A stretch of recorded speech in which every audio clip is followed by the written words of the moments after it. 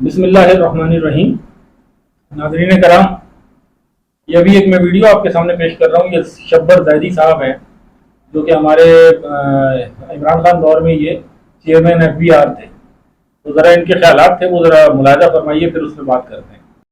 یہ جو بکواس ہے نا کہ یہ اللہ کی تعالیٰ کی رحمت ہے، خدا کا ہے، اللہ کا ولولہ ہے، ریاست مدینہ بنا دیں گے، یہ سب بکواس بند کریں.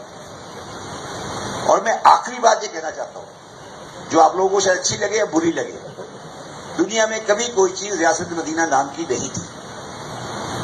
یہ یاد رکھیے گا میری بات.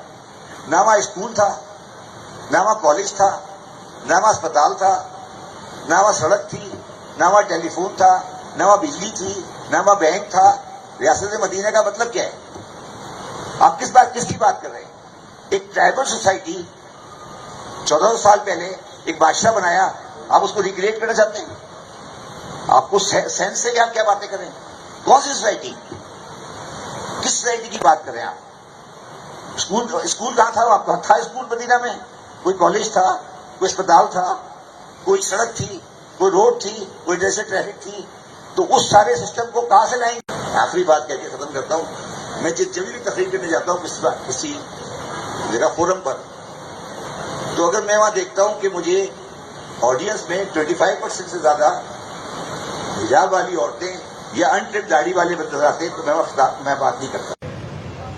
دو country in the world, Bangladesh, China, Thailand, Vietnam, دو country in the world can have apparel export at a cheaper labor cost unless the women labor is more than 60%. The Pakistan society with these hijabs and walvis and mullahs and madrasas, we cannot prosper. Let's be very clear.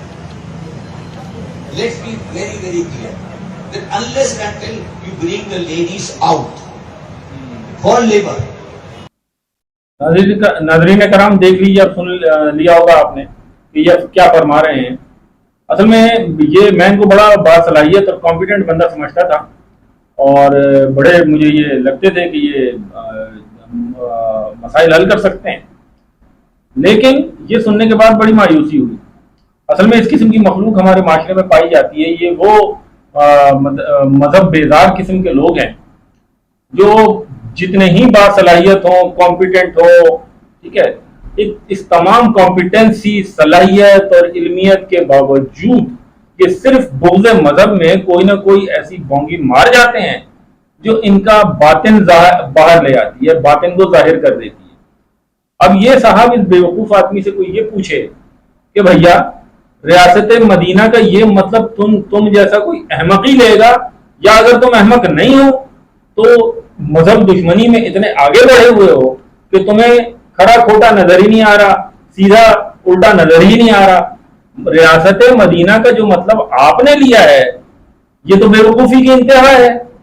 کون کہہ رہا ہے بھائی کہ جو ریاست مدینہ کے دعوے دار ہیں، نعرہ لگاتے ہیں کہ مسلمان ہی ہیں سارے کے سارے؟ ظاہر سی بات ہے کون مسلمان ایسا ہوگا جو نبی کریم صلی اللہ علیہ وسلم کے دور کا معاشرہ جو ہے وہ نہیں دوبارہ سے امپلیمنٹ کرنا چاہے گا. ریاست مدینہ کا یہ مطلب نہیں ہے کہ ہم گھوڑوں کا دور واپس لا رہے ہیں، ہم سڑکیں کچی کر رہے ہیں، ہم جو ہے وہ جھوپڑیوں میں رہیں گے، کھجور کی چھال والی چھتیں ہم اپنی RCC توڑ کر بنا دیں گے، زمین پر بیٹھیں گے، ٹھیک ہے نا، درخت کے تنے کاٹ کے اس کے بینچز بنائیں گے، اس پہ بیٹھیں گے.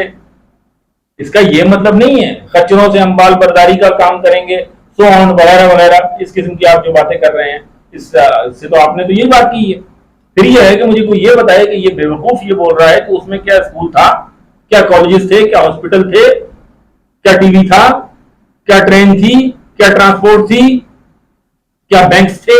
تو یہ مجھے یہ بتائے کہ اس دور کی جو سپر پاورز تھیں، یعنی کہ پرشیا، ایران اور روم، ٹھیک ہے، بیزنٹائن امپائر اور پرشین امپائر، تو کیا وہاں پر بینکس تھے اس صورت میں جو آج کل ہیں؟ کیا وہاں پر کوئی بسیں وغیرہ چلتی تھیں، کوئی ہوائی جہاز اڑتے تھے، کوئی ٹرینیں چلتی تھیں، وہاں پہ پٹریاں بچھی ہوئی تھیں؟ کہ کس قسم کی یہ بات کر رہا ہے؟ ٹھیک ہے، وہاں ایجوکیشن انسٹیٹیوشن اور ان کے جو تعلیمی ادارے اس دور کے تھے وہ رہے ہوں گے.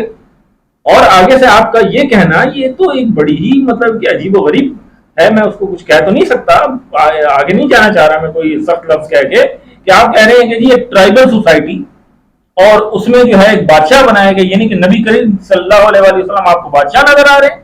آپ جن معنوں میں بادشاہ کہہ رہے ہیں وہ میں بہت اچھی طرح سمجھ گیا ہوں, اور سمجھنے والے بھی سمجھ گئے ہوں گے کہ نبی کریم صلی اللہ علیہ وسلم آپ کو بادشاہ نظر آ رہے ہیں.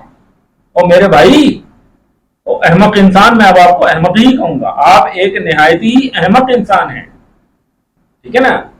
مذہب بیداری نے, مذہب دشمنی نے آپ کی عقل پہ پردہ ڈالا, آنکھوں پہ نہیں ڈالا, عقل پہ پردہ ڈالے اور دل پہ مہر لگائی ہے آپ جیسے لوگوں پہ. ریاست مدینہ کا مطلب ہے انصاف قائم کرنا, انصاف کی حکومت قائم کرنا, 100% انصاف قائم کرنا. زندگی کے ہر شعبے میں انصاف, یہی نہیں ہے جو عدالت دیتی ہے یہ کیس لگاؤ, انصاف ہر زندگی کے شعبے میں جاری کرنے کا نام, میرٹ جاری کرنے کا نام, حق تلفی نہ کرنے دینے کا نام, حق دینے کا نام, پراپر ایجوکیشن دینے کا نام, وغیرہ وغیرہ, یہ سب انصاف میں آتا ہے. انصاف کی ایک نہیں ہزارہ اقسام ہو سکتی ہیں اگر بیان کرنے پہ آئے انسان کو. تو ریاست مدینہ کا یہ اصول لینا ہے. ظاہر سی بات ہے اس وقت گھوڑے اور خچر اور اونٹ چلا کرتے تھے, تو وہ اب تو نہیں ہم چلائیں گے, آپ کی طرح تو نہیں ہے. اللہ نے ہمیں اتنی عقل دی ہے, نہ ہی ہمارے دلوں پر مہر لگی ہے اور نہ ہی ہماری عقلیں خفت ہوئی ہیں.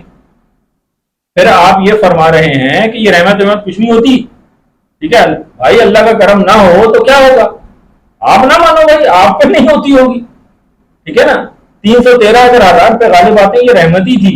اور وہی ٹرائبل سوسائٹی اگر چند سالوں کے اندر پرشین امپائر اور بیزنٹائن امپائر کو جو ہے وہ شکست دے کر ختم کر دیتی ہے, بیزنٹائن کو آف کیپچر کر لیتی ہے اور پرشین امپائر کا وجود مٹا دیتی ہے, اور ان کی تعداد اس وقت بھی چند لاکھ ہوتی ہے اور ان کی افواج چند ہزار سے زیادہ کبھی نہیں ہوئی, تو اس کو آپ اللہ کی رحمت ہی کہیں گے. نہیں تو اگر ان کی افواج کا یا ان کے ریسورسز کا کمپیریزن کیا جائے تو اس دور کے جو عرب مسلمان تھے, وہ صحابہ یا بعد کے لوگ جو اب مسلم افواج میں ہوتے تھے, وہ ان کے سامنے کھڑے ہونے کے بھی قابل نہیں تھے. یہ ہے رحمت. پھر اپنے ملک پاکستان کو دیکھ لیجئے, اس سے بھی میں آپ کو رحمت کی مثال دے دیتا ہوں. دنیا میں کوئی ملک دکھا دیجیے جو 8 لاکھ تقریباً مربع کلومیٹر کا ملک ہو, اس میں 5 بڑے دریا ہوں اور سینکڑوں چھوٹے چھوٹے دریا ہوں, اس میں 3 بڑے بڑے پہاڑی سلسلے آ کر ملتے ہوں, اور وہاں پر بڑے بڑے دنیا کے سب سے بڑے گلیشیئرز ہوں, جس کی وجہ سے اس کے دریا پورا سال بہتے ہوں. وہاں پر سب سے اونچی دنیا کی پہاڑیاں ہوں, چوٹیاں ہوں, وہاں پر درمیانی درجے کے سطح مرتفع ہو, ٹھیک ہے, پوٹوار کا جیسے علاقہ ہے. اس کے بعد وہاں پر بہترین زرعی میدان ہو جس کی ایوریج ڈیپتھ جو ہے زرخیز یا فرٹائل مٹی کی, سوائل کی, وہ 6 فٹ ہے, جبکہ آسٹریلیا کی صرف 6 انچز ہے. وہاں پر معدنیات سے مالا مال بنجر پہاڑ اور صحرا ہوں, وہاں پر بہترین ساحل ہو, اور یہ سب کچھ صرف 8 لاکھ مربع کلومیٹر میں اللہ نے آپ کو ودیعت کر دیا ہو. یہ ہوتی ہے رحمت اور نعمت, ٹھیک ہے. یہ رب نے دیا ہے, دنیا میں اور کوئی آپ ایگزامپل نکال کے کوئی بتا دے, میری ویڈیو سے اٹیچ کر دیں آنسر اس کا. اور مزید یہ کہ اس رحمت کو جو اللہ نے پاکستان کی صورت میں کی تھی, اور یہ نعمتیں جو پاکستان کے اندر ہمیں دی تھی, اس کا بیڑا غرق کرنے میں وہ آپ جیسے ذہین لوگ شامل ہیں. پلس میں یہی بات ہمیشہ کہتا ہوں کہ اس معاشرے میں 2 انتہاؤں نے معاشرے کو تباہ کیا ہے. ایک انتہا آپ ہیں, ایک انتہا وہ مذہبی ذہن رکھنے والا طبقہ ہے جو ابھی تک زمین کو چپٹا سمجھ رہا ہے. پھر آپ نے ایک اور چیز فرمائی اپنی تقریر میں, اس میں صاحب نے, شبر زیدی صاحب نے, کہ جی جہاں میں دیکھ لیتا ہوں کہ 35% جو ہے یا اس سے زیادہ جو ہے وہ داڑھی والے مرد بیٹھے ہوئے ہیں یا حجاب والی عورتیں بیٹھی ہوئی, تو وہاں میں خطاب نہیں کرتا, واپس ہو جاتا ہوں.